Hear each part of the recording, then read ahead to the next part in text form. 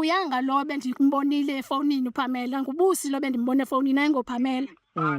Siyabona manje ngitshelile ukuthi ungakhuluma indaba zakudala wena njalo ama-chapter esiwavalile usabuyela kuwo wayenza kahle. Uyabona uba ubukisa mna kuyo yonke le nto, uyandijongisa kahle kahle. Umxolele for the past. Ukhe wamxolela manje ufuna umxolele futhi.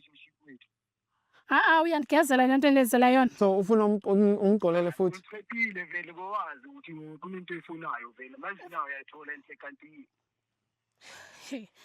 He's not even like, he's not even sorry. Awundiva. awume kancane. Ublame wena ukuthi wena awumenze isikhathi. So ublame mna ba ndikunika isikhathi sakho andithini nditheni. Angibheki wena bheki uzokhuluma nawe masihlangana. Awuzukhuluma nami xa sihlangana, funeka iphele, mayiphele kwangoku uzuqonda. Manje uzeqede kuma-TV lo muntu masitshelana bekangekho. Manje ufuna umoshile ukuthi Ebengekho lo mntu kodwa kutheni uzondigezela ngoPamela? Ngoba noPamela uzondixelela ngoPamela? hayi. Ngitshelile ukuthi masinkinga kumele sikhulume lento lakho ukuthi uhlala ukhuluma nabantu yangibhora serious. Uyandiqhela serious. Awundiva? Uyandiqhela. Ukhuluma amanye imabheki ukhuluma amanye. Suthi nyima bhebhi ntoni undigezela?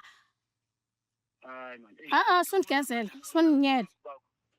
So Ayikho lento ngikhuluma kuphela. okay. Ayikho into ubukhuluma kuphela kodwa uthina 2 years noPamela. Uthi wanayo izolo.